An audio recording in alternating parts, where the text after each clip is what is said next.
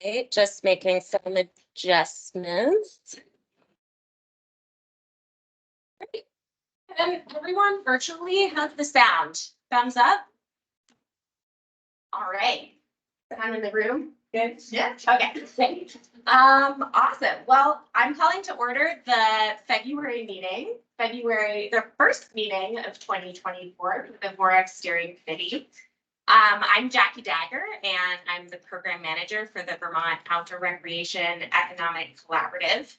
And we're together here in person this morning in the town of Killington, at the Town of Killington Welcome Center.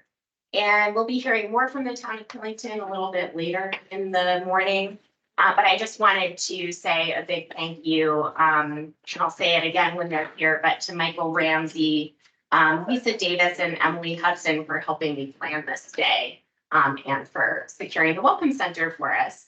It's a really cozy spot here. So just a couple of logistics. If I didn't catch you on your way in, bathrooms are behind me. Coffee and snacks, very important, are behind the barrier there and on the table in the corner.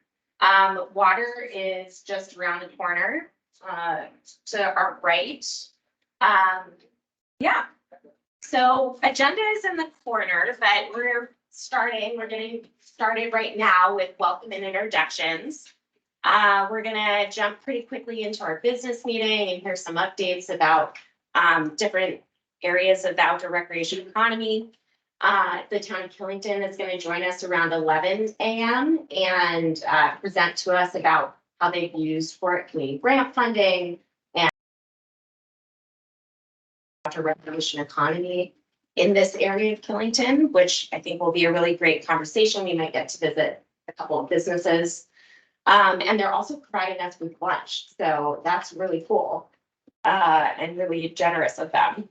And then when we come back in the afternoon, we're going to do a discussion. We're going to have a move forward together Vermont update. And then I have a discussion activity planned. And then we'll adjourn at 3 p.m. Sound good? Sounds good. That's good. All right. Great. So let's do introductions. So we don't have, I think it's mostly steering committee. And I know that Becca from VTGC is going to be joining us at 11, so I'll let her introduce herself then.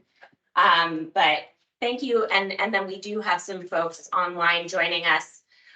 If you want to go ahead, if you're a member of the public joining us online, we'd love to know who you are. If you can just drop your name and affiliation in the chat so we know who you are, that would be great. So I'm going to go around the room and have all of the steering committee members introduce themselves. And when I call your name, please just go ahead and share your name and organization. And I'll also have partners introduce themselves too, who are playing an active role in today's meeting.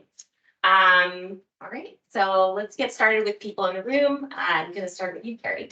Right, I'm Carrie Thomas. I'm with the Northern Forest Canoe Trail and I'm a steering committee member. Becca Washburn, Director of Lands Administration and Recreation, and Chair of VOREC with the Department of Forest Parks and Rec. Heather Pelham, Commissioner of Department of Tourism and Marketing within the Agency of Commerce and Community Development and Chair. Morning, everybody. Mike Tavares with the Green Mountain Club and experience. I'm Josh Ryan, founder and principal of Timber and Stone. We're a trail design and construction business based in this Montpelier. Great. All right. And Drew, I won't put you on the spot. We're getting going with introductions. I'll come back to you. So I'm going to have a couple of partners who play an active role in these meetings introduce themselves. And I'll have Kelly. Oh, sorry. Sorry, Kelly. I think I forgot folks online. Abby, would you go ahead and introduce yourself? Good morning, everyone. Abby Long. I serve as the mountain bike, Vermont Trails and Greenway Council voice on the committee. Great. Thanks, Abby. Any steering committee members I forgot? Minus Drew. Great. All right. Kelly, please go ahead. Thanks. Kelly Ault, Executive Director of the Vermont Outdoor Business Alliance. Glad to be here. Great. And then Claire. Hi, everyone. Claire Polkus, Recreation Program Manager for FPR. Perfect. All right. So we'll come back to Drew when he is settled. But let me make sure, did I forget? Oh, we do have some steering committee members who are able to be here today. It's a really busy time of year. There's a lot going on with the legislature. I just wanted to note that Shelby Sims, Fraser Blair, Jean Gervais, and Frank Stanley aren't here today, but are members of the steering committee. And I'll be following up with them with notes. All right, so with that, I will open our business meeting. And I just wanted to start off by sharing a quick update on notes. They are in progress. There has been a lot going on with grants and Move Forward Together Vermont. I know they are important, and I will get them out to you for October and December as soon as possible. I also wanted to provide a reminder that we're aiming for 10 minutes for updates from each person. So I'm going to take that on myself and keep my updates to 10 minutes. And just kick us off with some quick updates from me as the program manager. So open steering committee member positions, a quick update on that. We have been following up with some of our top recommended folks, and in particular, Tommy O'Connor from VASA. We've been talking with VTGC about that motorized seat and filling that position that Danny vacated. And Tommy has confirmed his interest and desire to fill that seat. And we're working right now to put together that official recommendation to the governor. So that will be going to the governor, and hopefully he approves our recommendation, and Tommy can join us in that motorized position for VTGC. Other open positions, I've been in touch with VOBA about some of our top recommendations at ACCD through Heather, and we're compiling those top candidates, and I'll be reaching out to them to have some conversations about their interest and availability. So more to come there on potentially people to fill those open positions. A couple of other updates. We, as the legislative session has been getting going, it's been very fast paced. And this year in particular, we've been bringing together recreation partners on a bi-weekly basis to check in and stay coordinated on what's happening regarding outdoor recreation in the legislature and bills that our partners are interested in. So just, I wanted you all to know that VOBA, VTGC, FPR, myself, and Heather representing ACCD have been meeting bi-weekly as possible. It's pretty casual meeting, but just an opportunity for us to stay coordinated on what's happening, what interests are, how things are shifting. And I wanted to mention it because it's new this year. It's an evolution of like the weekly emails that I send to you all, and some of that policy support work that we've been doing. Other updates, regional events. There has been a lot happening regionally around outdoor recreation. I think you all remember the Massachusetts Office of Outdoor Recreation was established at the end of last year. Connecticut has now established an office as well, which is really exciting. And there's been a lot of coordination happening around like how do we work on outdoor recreation as a region. Kelly and I have been to a couple of events. There was an event held at the Bemis factory in Massachusetts at the end of last year, which was a great opportunity to get folks from Maine, New Hampshire, Massachusetts, Vermont together and just, you know, introducing more of like a networking, introducing ourselves, learning who each other are. There was also the AMC brought together a panel for outdoor recreation, directors of outdoor recreation offices in just, oh my gosh, when was that? January. It was in January, and it was a really brief panel, but just a good conversation about, you know, how our office is intersecting with conservation stakeholders. What are the purposes of these offices that are being established in our various states? The director of Pennsylvania was there, the new Massachusetts office, Maine, New Hampshire, and myself. So it was great to be a part of that people and represent Vermont. Another thing that I think you all would be interested in is so there's a new group that's forming, a meetup group. There's a LinkedIn page that you could join if you're interested, but it's called the New England Outdoor Network, or NEON. It's a pretty small group, but the purpose is to engage stakeholders in our region, in the New England region, who are really excited and interested in outdoor recreation. And there's various events and things that may be happening as that group gets going. So just wanted to let you know about that. And I can also send you information. Who's leading that effort? So that is, Kelly, can you, what's from Nemo? Teresa McKinney? She's the sustainability director. Yes, yeah, so she's the main driver. And my understanding is she's doing it mainly because she like wants to and is excited about it. Yeah, interesting. Yeah. Great. So the Confluence of States, just a couple of quick updates. I'm going to check myself on time. We've set 2 meetings for this year. The first is going to be May 7th in Washington, D.C. to align with Outdoor Recreation Roundtable's National Outdoor Recreation Executive Forum. The second one is going to be in September in Denver, Colorado, September 15th through 18th. That's going to be to align with the International Economic Development Council's 2024 annual conference. Those are Confluence of States meetings? Yeah, so the Confluence of States, what we've been doing for the past several years is trying to identify events that it would make sense for us to be at, to build connections, to talk to people about, you know, raise awareness about what the Confluence of States is, what these offices of outdoor recreation do. So this year, that's what. And I'm sorry, so the meeting in May with ORR, that's in conjunction with an ORR event? It is, yeah, they're calling it the National National Outdoor Recreation Executive Forum. And they're inviting governors of states that have outdoor recreation offices to that event. They've invited Governor Scott to attend. Interesting. We've reached out, but we haven't heard any. And then what's the event in Denver? So the event in Denver is called the International Economic Development Council 2024 Annual Conference. So it's their annual conference, and yeah, the Confluence wants to build better connections between those economic development council. Sure.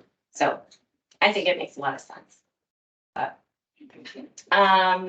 The other Confluence update I thought you all would be interested in is, and I mentioned this at the end of last year, the December meeting, but I've been leading some conversations for that group about diversity, equity, inclusion, and justice and accessibility. And looking at the Confluence Accords, which are the governing, and some of you were involved in developing that language, but it's like the governing language for the Confluence of States. And we've been looking at the language underneath the Confluence pillars, which really closely match our pillars, and looking for opportunities to update that language to align better with DEIJ. We've also landed on a recommendation to add a 5th pillar to the Accords that would focus on DEIJ. It's been a really interesting conversation because it's a bipartisan group. So we're trying to find that balance that works for both conservative states with offices of outdoor recreation and for liberal leaning states. So some things that have been coming up that are really interesting and surprised me a little bit were that, you know, we had conversations with states like Georgia and Tennessee North Dakota, who are getting ready to establish offices about the recreation. And they were really excited about this idea of a fifth pillar, and they had no issues with adding it. What we are talking about is like how to, like the language that we use to reflect EIJ, and things about access has been coming up. You know, there's a lot of alignment around using the word access.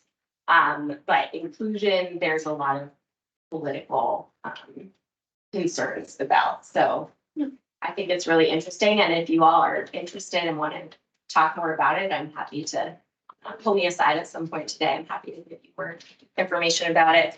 I do want to wrap up so that I can turn the floor over. Yeah, is there more of a legislative update moment of the meeting, or Yes. there is one? Yeah, Okay. Becca is going to share a little bit more about what's happening in the legislature. I just wanted to quickly mention, and we're going to get into this in a lot more detail before our discussion this afternoon, but the Move Forward Together Vermont public survey launched on Monday. You should have all received an email from me about the launch of that, and really excited that it's out there. And we'll share more about what, you know, how it's progressing and what other outreach we're doing this afternoon. Well, yeah, there's posters on the table back there, more posters and more posters. So with that, I'm going to turn it over to Becca for updates from FBR. Thanks, Jackie. Mine are most exclusively focused on legislative stuff. I may, if Claire or Lauren doesn't mind, turn it over at some point to give a quick update on where we're at with grant making.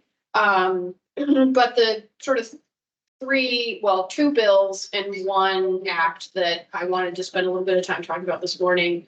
H673 is the act relating to the outdoor recreation economy. This is one that House Energy and Environment ended up catching, and then after some encouragement, it was referred to House Ag and Forestry, where the bill sponsor is located. Mike Rice is the committee member on House Ag and Forestry that led the sponsorship of this bill. They did a read through last week with Legislative Council. A lot of questions came up. The bill contains three components, essentially: funding for an economic impact study to sort of round out and fill in the gaps around this national BEA numbers. Funding to support the staff person that's working part-time for the Trails and Greenways Council right now, Sharon Plum, and funds to hire a contractor that would help basically consolidate best management practices that exist for trail managers in the state. And there ended up just being a lot of really elementary questions from committee members. They're still kind of wrapping their head around what it means to be the committee of jurisdiction for outdoor recreation. They didn't know who most of the acronyms were, even though we, both the Trails and Greenways Council and our department and VOREC, were in last session to provide them with the "here's who we are and this is what we do" song and dance. They still needed it again. So we spent a lot of time with them actually on Wednesday. They took testimony. I was able to provide some really good information about Vermont's outdoor rec economy, thanks to Jackie and the Trails and Greenways Council, VOBA, all helping to supply information that fed into the testimony I provided, that also just demonstrated the benefits of what these components of the bill would do with the one-time funding that is being asked that they supply. The Trails and Greenways Council had a great lineup of individuals that provided testimony after that. Kelly was one of them, Nick, who I think is on screen here, Tommy, Abby, in addition to Matt Williams and Sharon, all provided testimony in support of the different components and attempted to answer questions around, you know, why in a session when there's so much going on and so much need, does it make sense to invest in outdoor recreation? And I think a lot of us we're trying to build on the point that outdoor rec is a huge contributor to the state's economy, and because of that, it's part of the solution. And for that reason, we could benefit from paying attention to it. Quick question on that and the economic impact study part of that bill.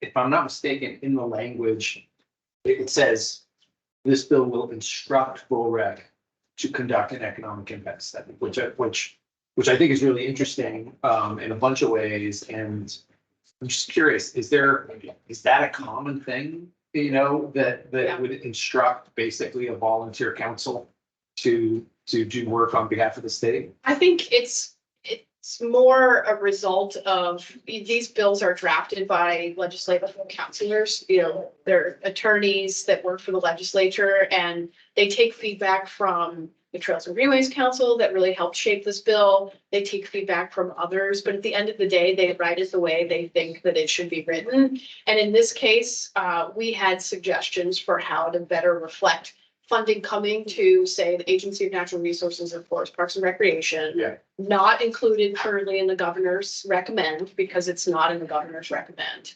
And that we would then work through VOREC to select a contractor with a collaboration of VOBA and the Trails and Greenways Council. That's how we recommended it be drafted, and Ledge Council got to decide how they wanted it to. Yeah, I think it's super interesting. I mean, I think the sort of 30,000 foot view for me is that the legislature is seeing VOREC potentially as an office of outdoor recreation, which is something that we asked for at one point. Mhm. Does this, I mean, this is an open-ended appropriate question. Is this the first step toward that? You know, Yeah. and I think that that's something worth considering, you know, I don't know where that fits in, but to me, it's like, it would be a lot easier if there was an office of outdoor recreation that could go right to there. Mhm. And I also think it's interesting that the recommendation came from the legislature as opposed to from within VOREC. And is it more likely to succeed coming from the legislature? I don't know. I mean, those are just sort of, I'm just interested in those topics as well. So. Yeah, I think your point's a good one. And one of the things that we see, we being sort of when we've been talking about developing the language around the bill, the Trails and Greenways Council, Jill and Nick spent a ton of time working with Catherine Simpson and Bryce on this. And there's a lot of benefit we see in the opportunity to have the legislature be the one responsible for this economic impact study versus, you know, our department or the VOREC steering committee doing it ourselves without the opportunity to really shut it up with it being a product of the legislature. So I think we see a lot of benefit to that, and the potential for that sense of ownership.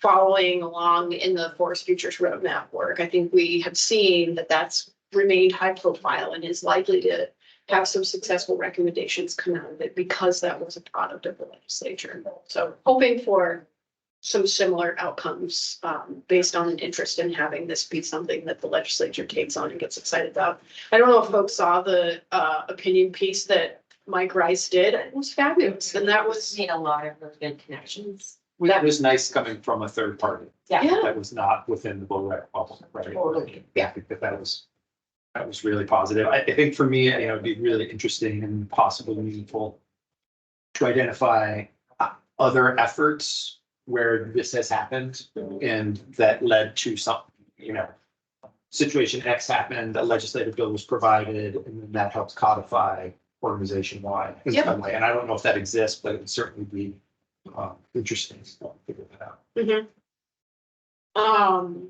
Yeah, and we don't have to talk about that now. It's just kind of like fun. No, I think it's Yeah. a great thought. We were really focused on trying to find examples of other offices of outdoor recreation that were complementing their priority setting with the economic impact study, and Jackie was able to get a ton of great examples. But I think your point is a good one. You know, how have successes in the legislature helped lead to establishing an office of outdoor recreation, you know, more institutionally in the administration? Look, chat with you about that. I mean, those examples to me, like the only one that I can think of really is West Virginia, you know, because that's not an office they run through the university. What economic baseline studies have been there Yeah. since day one, you know, they've been doing it. But they also had robust funding right out of the gate as well. So, you know, it's a challenge.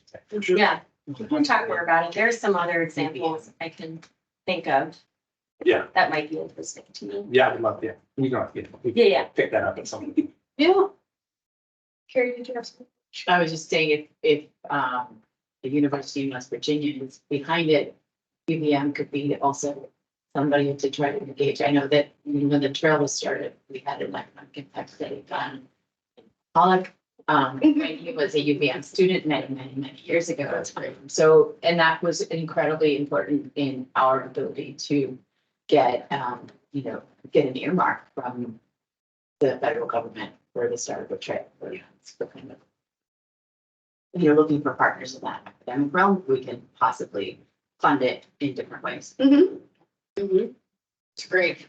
The other bill I have a lot less to say about, but it's one that I think has the potential to be really influential. It's H687. This is the act relating to community resilience and biodiversity protection. It's one of several Act 250 bills that right now feels kind of big and squishy, kind of hard to understand and determine if there are impactful or significant outcomes likely to come from this that would affect the more rural settings of Vermont. I think there's potential there, and it's one we're paying attention to basically through another staff person in our agency, Billy Coster, who is really closely paying attention to this bill and helping provide updates as more information becomes available about the different tiering that is being discussed through testimony right now. Got a handful of folks in, and what does it look like as they consider lessening Act 250 restrictions in urban areas that allow for increased density, and wanting, in some ways I have heard, wanting it to be an equal exchange of like tighter restrictions in the more rural settings. What's that like? Is that what the description of the bill, what is the description of that? I don't have it in front of me, but it's basically Act 250 and land classification. I think one of the A review to authorize a review and change of it potentially. it's a bill introduced to take action on the study that was commissioned by the legislature for the NRV to carry out. It was 2 years ago that they were asked to do this study. It wrapped up this fall. Abby was a member of the steering committee for it, and it was looking at I think 3 different things. It was looking at, how to establish jurisdiction. It was looking at the fee structure, and it was looking at the governance structure. So in response to the jurisdiction component of it, they're looking at ways that they might let up on restrictions that have been traditionally barriers to developing in downtowns.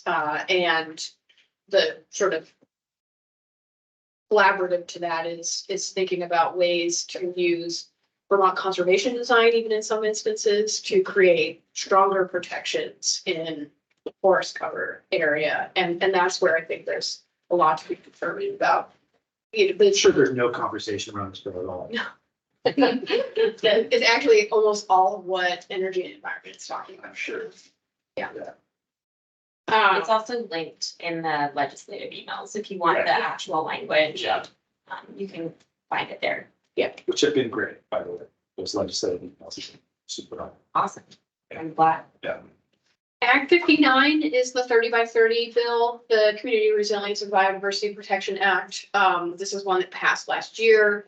VHCB and ANR have been partnering to move through a process of completing an inventory of protected land by this June, followed by a conservation planning effort that would essentially create a roadmap for what did the inventory tell us? Did it tell us we're 24% there? Are we 27% there? And then the conservation plan is how do we fill that gap with conserved land? I think this was a churn for a little while, figuring out how we wanted to put in place what was obviously going to be a pretty complex and high profile process. There's a contractor on board that the Housing and Conservation Board hired specifically to work towards making this a more accessible process to more people that feel like maybe they have been disenfranchised in the land conservation movement today. So that is a deliberate part of this process. More on the sort of technical side, the inventory phase asks a lot of questions of those responsible for leading the process of this inventory. One, how do state lands contribute to future conservation of bioreserve areas as defined by the Act? What's the other one? How does ag count, if at all? How do aquatics get protected? Are they adequately protected through terrestrial conservation? And then are there any changes that need to be made to the conservation categories as defined by the bill? Each of those work groups has been meeting. We're hosting public roundtables. The dates have all been set for those. VHCB, the Housing and Conservation Board, has a website where the dates for these roundtables, notes from the work group meetings, all of that is being posted and is regularly available. And then in addition to that, a series of sort of focus group topic areas have been distilled down into what amounts to a lot of different interest group stakeholder categories that are interested in having more focused conversations around that particular topic area. And VOREC has offered to be a host for what would essentially be a recreation provider dialogue about what 30 by 30 could mean for us both in the inventory phase and during conservation planning. And that's likely to happen probably in March, is what I'm guessing. Will likely be February, March timeframe. We haven't gotten a chance to talk about timing yet, but I need to connect with them, and then it will likely be a separate meeting that we set up and invite some additional stakeholders to, as well as all of you all. That's all I have. I think I'll probably already over my 10 minutes, so I'm trying to be as quick as possible. Felt through small. It's important It's to be okay. able to ask It's questions. discussion, yeah. It's valuable. And maybe we can just round back to grants at lunch or at like some other time to be able Yeah. to provide some updates on grants if people are interested in hearing how that's rolling. Yeah, mostly we just wanted you all to know that there's been a lot happening with VOREC Community Grant Program. RTP has launched. I think already said it's wrapping today or something's Sunday. wrapping today. Sunday, okay. So there's been a lot happening, a lot of conversation about our different tracks and ranking. And if you have any questions, Claire's knowledge about that, and Becca and myself, so yeah, you can ask any of them about it. Great. All right, with that, I will turn it over to Heather. Great. Well, I guess I can start by saying that, picking up on the legislative front, that 687 is very problematic for a lot of people who feel very strongly that the state is in a housing crisis, and we can't ignore the fact that the state is in a housing crisis, and we need everybody to be on board on finding solutions to that. So there's a lot of it's not just 687, there are several bills around that. But I would just encourage folks in this space to be thinking about the fact that, and I appreciate your paraphrasing this stuff.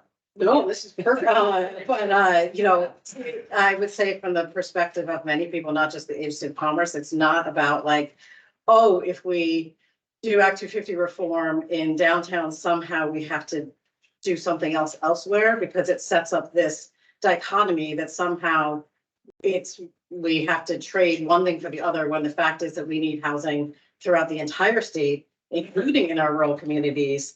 And the last thing that we want to do is make it more difficult for any community to have the economic activity and the revitalization that they need. And housing is a number one part of that. I mean, the maps that the governor alluded to in his press conference this week about the changes that 687 would basically trigger Act 250 in over 95% of the state is not helpful. So I would just, as this group is having conversations with your constituents, it's just, I would love it if everybody in the state could focus on solutions to what is, I hope not, arguably like our biggest challenge right now. And we can do that without developing on mountaintops and, so forth and so on. And just get out of that trap of conservation versus development.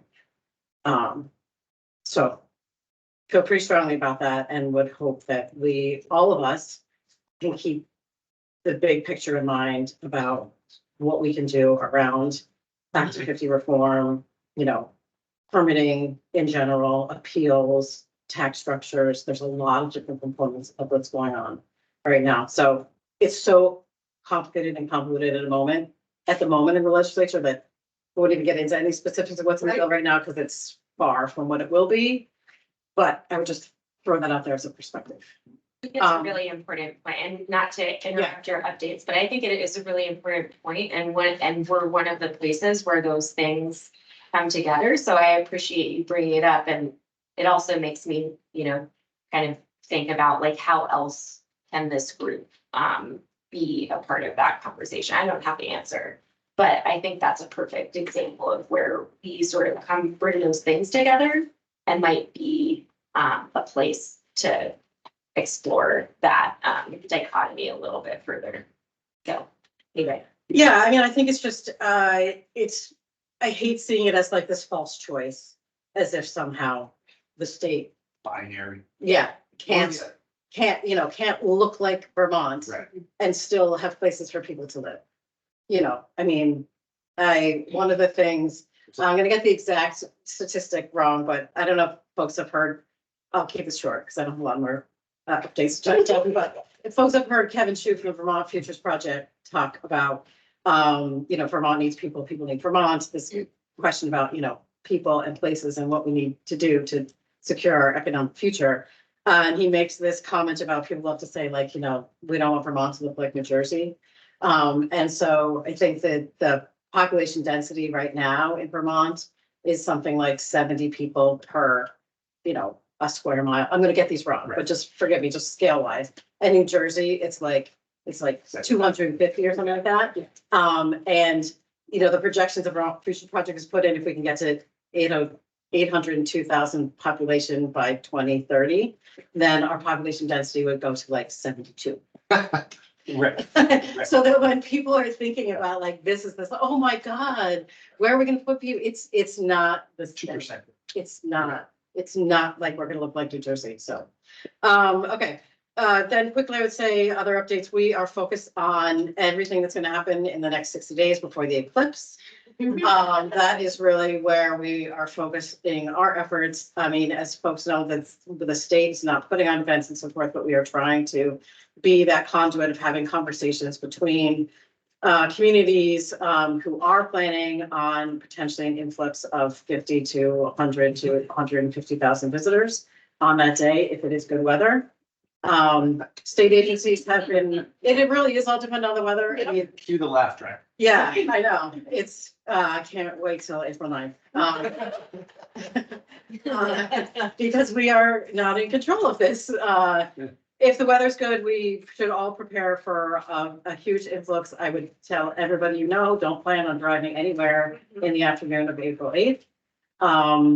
But if you have, if you are involved in conversations in your community, we're really trying to make sure that folks are thinking about signage. Where do you want people? Where do you not want people? Where are there public bathrooms? Can you convince your local stores and restaurants to stay open on a Sunday and a Monday night? That's really where we are right now. I mean, and the fact that some people don't even know it's coming is, but I would say it's a huge opportunity. And if you're in a position to be giving advice, for instance, if, people want to hike and so forth, like if you are putting out, I mean, we all know, right? But it's the point, I guess the point being like, if you are putting out best practices for people, eclipse etiquette, please let us know so that we can help both put that on our website. There's going to be a .gov website, the Vermont.gov website should be up. It's not up yet in the next couple of days, which is also has more resources for towns and so forth. There's a hashtag VT Eclipse that will be used to get information out. There's also going to be a way to sign up for a light version of VT Alert just for the weekend, so that you don't have to go through the whole registration process that we will be promoting to visitors, so that if there are road closures and so forth, we know that there will be road closures in Burlington for one, that folks are aware of that. Yeah. I saw my first eclipse ad Yeah. of a local, it was Sugar Bush actually. Okay, yeah. We'll Yeah. throw in Sunday night for free if you come Friday, Saturday, just so you can stay for the eclipse. It was the first one. Yeah. Well, and we are hoping that people will stay for the weekend. Right. I mean, it is a huge, we are actually, speaking of economic, we're going to be doing a specific economic impact study about the eclipse. Great. Let's talk about For the next one. well, but it's like, it's a great baseline. April is not usually when we have this kind of activity. So this is what an event can do. Right. Yeah, that's Um, great. Yeah. Just to add really quickly from A&R's perspective, State Parks is welcoming people to a number of parks. About 15 parks are going to be open with staff. And so we're trying to push people that way because the rest of the trails on state lands are going to be closed because it is a mud season. And there's a lot of concerns about access to trailheads. Like if you guys have climbed Mount Mansfield on the Underhill side, for example, that road is a mess no matter what. It's gonna be mud season. And we have a lot of concerns about emergency access. So those, like the trails are closed. We know people won't totally listen and we're trying to help people prepare for what it means to be outside in April in Vermont, but we're really pushing people to go towards those places that we are opening, welcoming people, having toilets.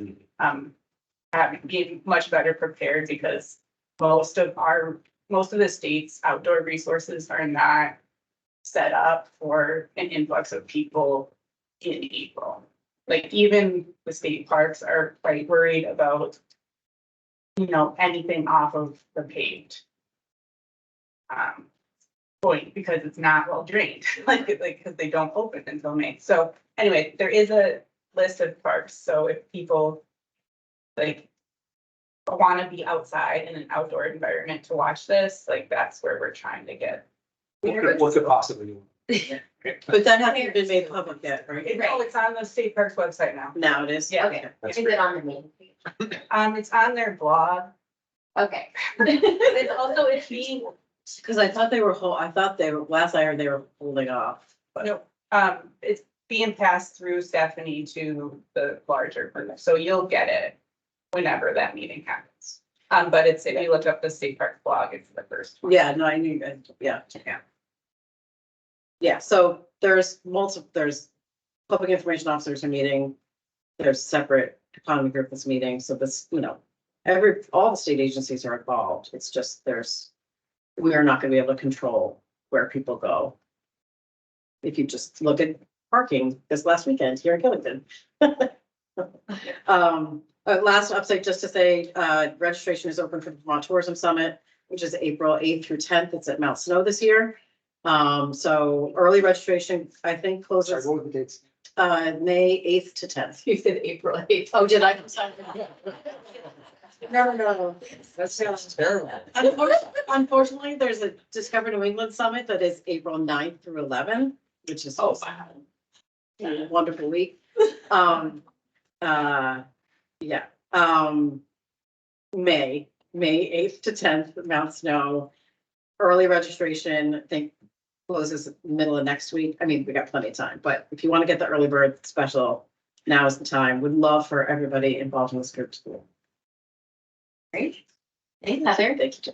I heard from JP yesterday that somebody's booked to get married at the summit of JP during the eclipse. Wow. Oh my God. Yeah. Yeah, they're sold out. They have a waiting list of over 200 people. JP. That's awesome. Okay, I'm gonna turn it over to Abby for updates from the Vermont Trails and Greenways Council. Jay Peak also has a cover band booked, and as soon as the eclipse happens, it's a Pink Floyd cover band, and they're going to play Dark Side of the Moon. Very important, crucial information. I think that sounds like it's entirely all over the state. Since everybody's talking about legislation, I'll jump on the bandwagon, but of course won't go into detail because everybody else has.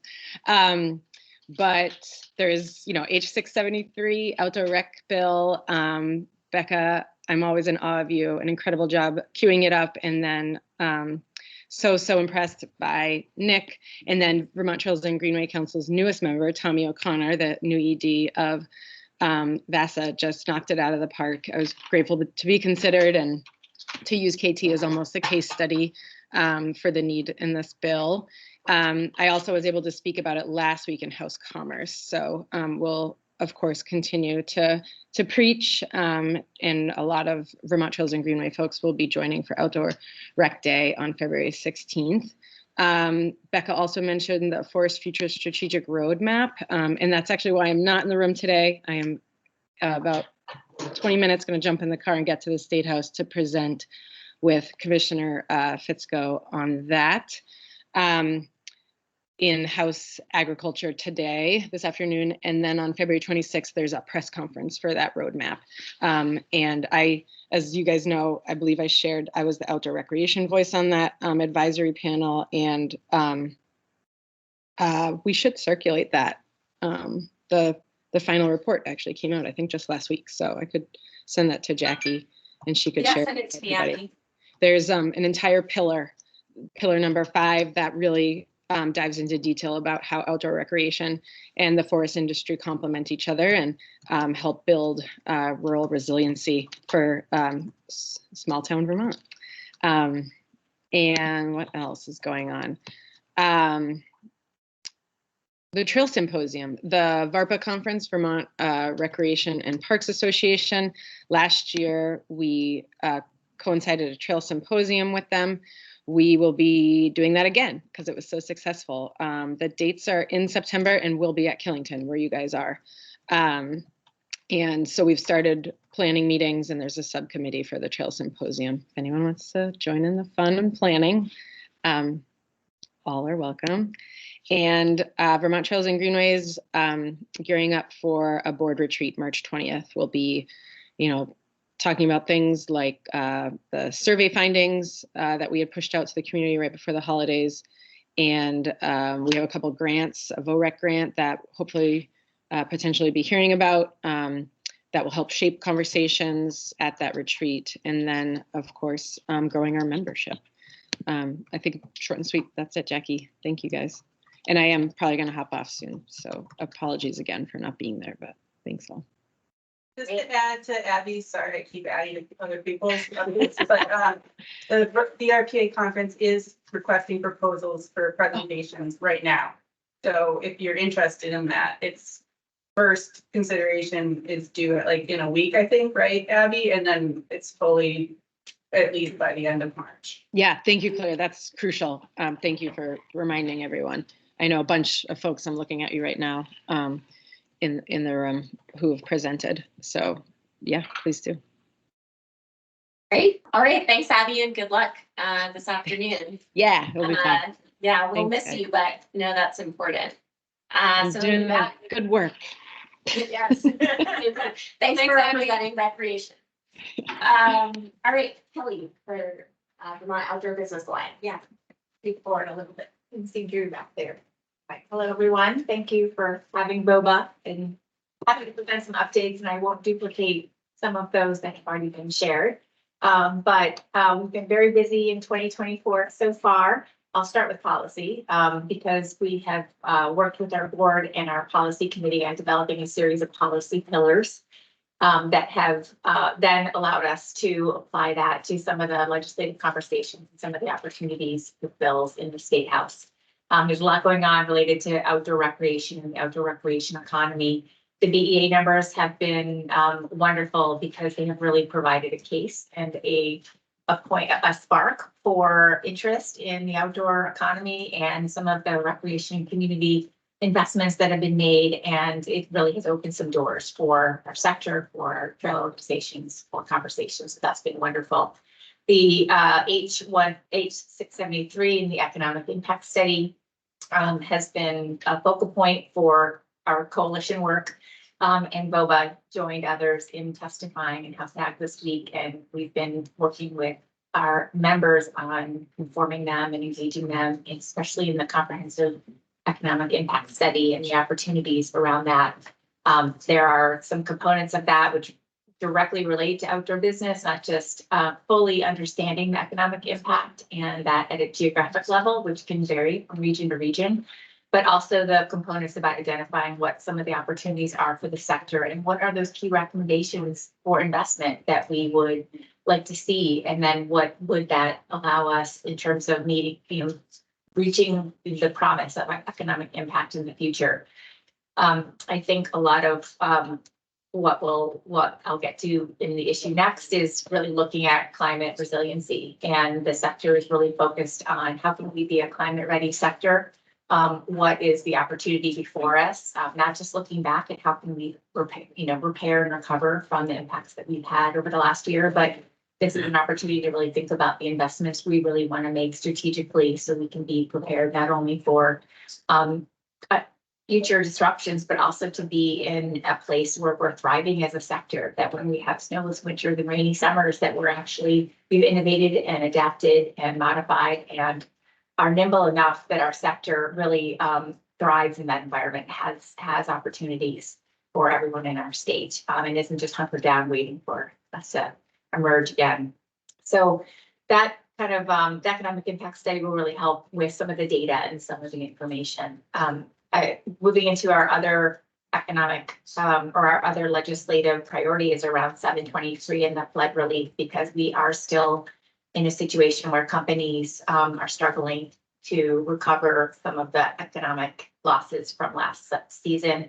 Not only the July and December floods created significant physical and economic injury impact, but the long rainy summer, the uncertain winter seems to be a long stretch for many. And we are very interested in the flood recovery assistance program that is in 723, in that it would provide $40 million for grants to businesses and nonprofits for both physical and economic injury losses. And we see this as being a really important resource. It is seen as being a successor to the Business Emergency Gap Assistance Program administered by the Agency of Commerce. And it would be welcomed by the community. So we've joined a letter with Vermont Businesses for Social Responsibility and Montpelier Alive to kind of have businesses weigh in with their support on a program that would provide continued flood relief. I won't go into other issues, but we are following the PFAS bill S25, which will likely be brought up after town meeting day, and costume and services, and that does apply to outdoor apparel, textiles, and other textiles. We are following the e-bike incentive program in the transportation bill, and there's another bill which supports vulnerable users and provides bicycle safety mechanisms. So we're interested in supporting those efforts. But the big excitement is around next Friday, the Outdoor Recreation Day at the State House. Our coalition, VTGC and Ski Vermont, has led to a lot of interest in the day. We have about 75 constituents coming to the State House so far. In our training yesterday, really got everyone up to speed on the issues that they can be talking to legislators about. And so happy to go through the schedule with all of you and think through some opportunities to connect on issues that you care about. It's Friday.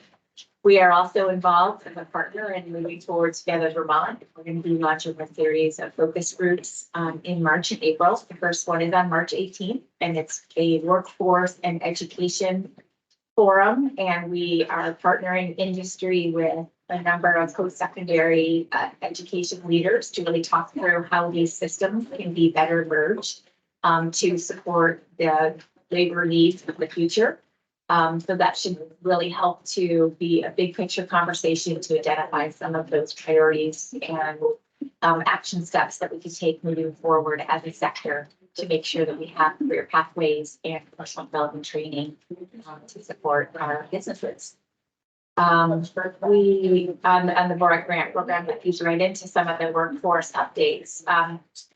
We have been working since last summer to support our geared apparel training network on our business development aspect of the VOREC grant. And I've updated you on some of the activity we did last fall, which included going to a show, doing a marketing workshop, providing a networking forum. But we have a business strategy workshop, a full day workshop in February with Bill Supple and 6 emerging companies to really help them with their business strategy, their business planning. So that's a great resource. And then the Gear Makers Festival, that it will be in its 3rd year. It's going to be on April 27th this year, weeks after the eclipse, fortunately. And this year we are really expecting up to 50 brands and 500 consumers hitting the festival. It's going to be in Stowe. It'll be at Ranch Camp, and hopefully it will be a nice day and we'll really spread out on a bunch of parking lots and really showcase the outdoor story of these companies that are producing and making and designing their products here in Vermont. Lastly, the bike mechanic training program that we are supporting with our VOREC grant is online and is on track to be online in March and April. And we are looking at Burlington and Killington as two of our geographic hubs to support professional development trainings with two cohorts of bike shops that have come together to design a career exploration and a professional development bicycle mechanic program. And we're really excited about launching those two and seeing it as the foundation for really supporting a much needed trade occupation in most of our communities across the state. We have over 55 bike shops across the state, and most of them have identified a need for bike mechanics, not just for seasonal hiring, but looking at really year-round service as Vermont continues to be seen as a destination for cycling of all types and also as a year-round activity.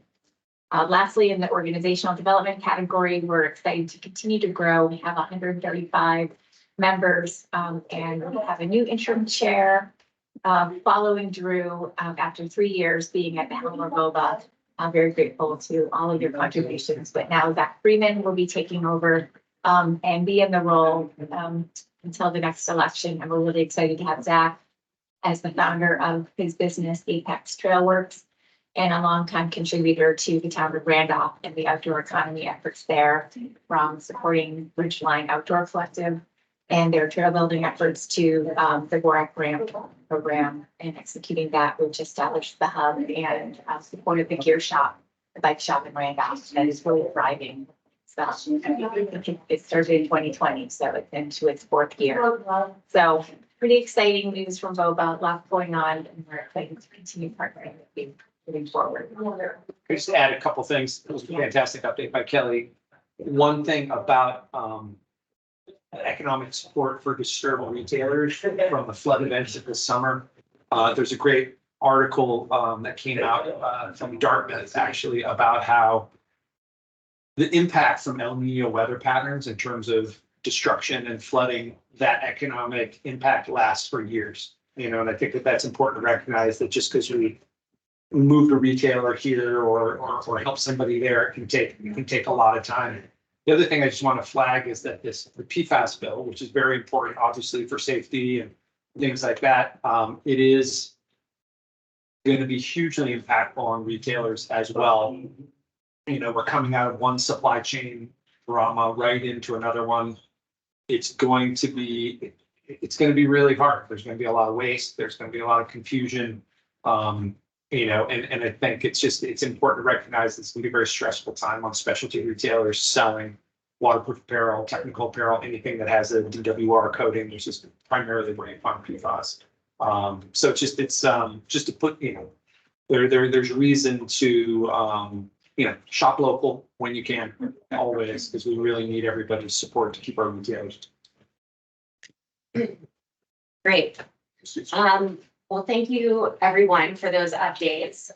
There's a lot going on right now, and we made it in time. I have one other update I want to share, and if you all wouldn't mind, we still have folks on Teams. And if you wouldn't mind sitting over here, that would really help. Thank you. Appreciate that. We're going to turn the floor over to the town of Killington in just a moment.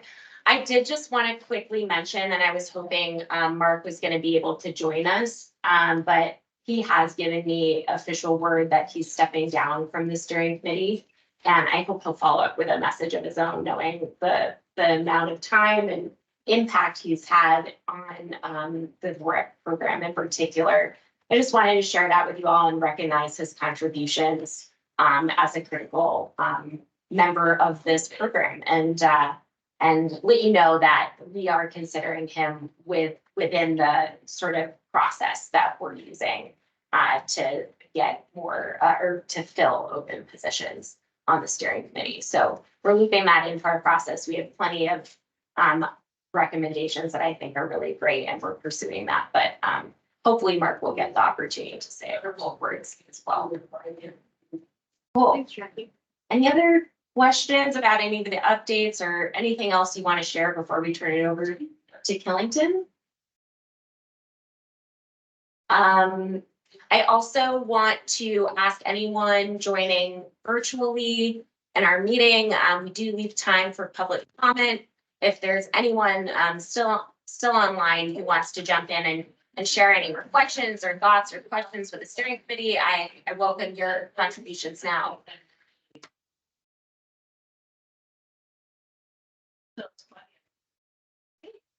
Seeing none, I am going to close out our business meeting. Thank you all for joining virtually. We're going to end this portion of our meeting and turn it over to the town. So thank you guys. And this. Bye, Lauren.